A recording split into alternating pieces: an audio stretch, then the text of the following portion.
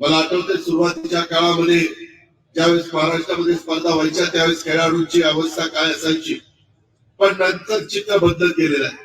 Infrastructure उभं करण्याचं काम आमचा क्रीडा विभाग आणि राज्य सरकार मनापासून करत आहे. आत्ताच मला कानामध्ये दत्ताभाऊ म्हणत होते, दादा मला क्रीडा खातं दिलंय, परंतु अर्थसंकल्प सादर करत असताना आजपर्यंत जेवढा क्रीडा खात्याला निधी मिळालाय त्याच्यापेक्षा जास्त निधी मला क्रीडा खात्याला दिला पाहिजे. मी तुला आजच सांगतो, तुला जास्त निधी मी देऊन टाकतो, काळजी करू नको. मित्रांनो, एकंदरीतच खेळ हा महत्वाचा आहे. खेळाडूंना वातावरण त्या ठिकाणी असलं पाहिजे आणि प्रत्येकाच्या अंगामध्ये देखील खेळाडूपणा त्या ठिकाणी असला पाहिजे. एकंदरीतच या ठिकाणी कबड्डीचे स्पर्धेचं आयोजन करत असताना इथं राज्य सरकारने क्रीडा विभागाने इथं संयोजकांची संधी आम्हा बारामतीकरांना दिली, त्याबद्दल मी राज्य सरकारचा आणि क्रीडा विभागाचा पण आभार मानतो. कारण एकनाथराव शिंदे मुख्यमंत्री असताना, संजय बनसोडे या खात्याचे मंत्री असताना त्यावेळेस हा निर्णय गेल्या 25-30 वर्षात बारामतीचा चेहरा मोहरा बदलण्याचा प्रयत्न आपण सगळ्यांनी मिळून केलेला आहे. गावाचं गावपण कायम ठेवून राहणीमान अधिक उंचावल यासाठी आपण प्रयत्न करतोय.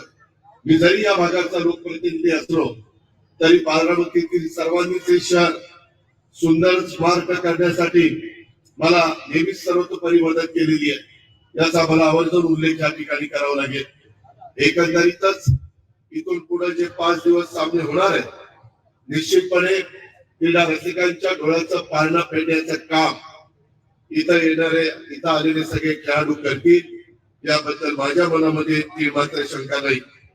मला एक गोष्ट आपल्याला जरूर सांगायची आहे, स्पर्धेला अधिकाधिक आकर्षक लोकप्रिय आयोजनासाठी भरीव रक्कम लागत असते. जे काही आपली बक्षीस आहेत राज्य सरकारची ती 20 लाखांची बक्षीस होती, परंतु आम्ही बारामतीकरांनी त्याच्यामध्ये अधिक 25 लाखाची बक्षिसाची रक्कम वाढवली आणि यंदाची 45 लाख रुपयाची बक्षिसाची रक्कम आपण विजेता खेळाडूंना विजेता खेळाडूंना त्या ठिकाणी देणार. स्पर्धेमध्ये राष्ट्रीय आंतरराष्ट्रीय दर्जाचे लोकप्रिय खेळाडू त्यांचा उल्लेख बाबांनी केला म्हणून मी पुन्हा त्यांचा उल्लेख करत नाही, पण ते सहभागी होत आहेत. याचं नियोजन करण्यात आलेलं आहे. चांगल्या खेळाडूंचा सहभाग, भरीव आर्थिक तरतूद, बक्षिसांची मोठी रक्कम, बारामतीचं अनुकूल वातावरण, क्रीडा रसिकांचा भक्कम पाठिंबा, या बळावर ही स्पर्धा अपेक्षेप्रमाणे यशस्वी होईल, याबद्दल माझ्या मनामध्ये ती मात्र शंका नाही. मी पंकजाताई मुंडे आणि माणिकराव कोकाटेंना विनंती केलेली होती.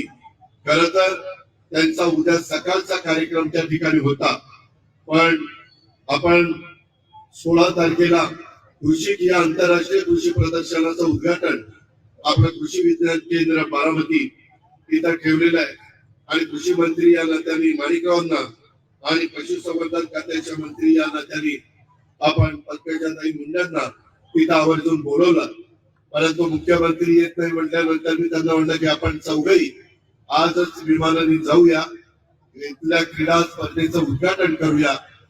बारामतीचा तुम्ही पाहुणचार स्वीकारा आणि उद्याच्याला तिथलं उद्घाटन करून नंतर आपण मुंबईला जाऊया. कारण उद्या कॅबिनेट मुख्यमंत्र्यांनी 5 वाजता ठेवलेली आहे.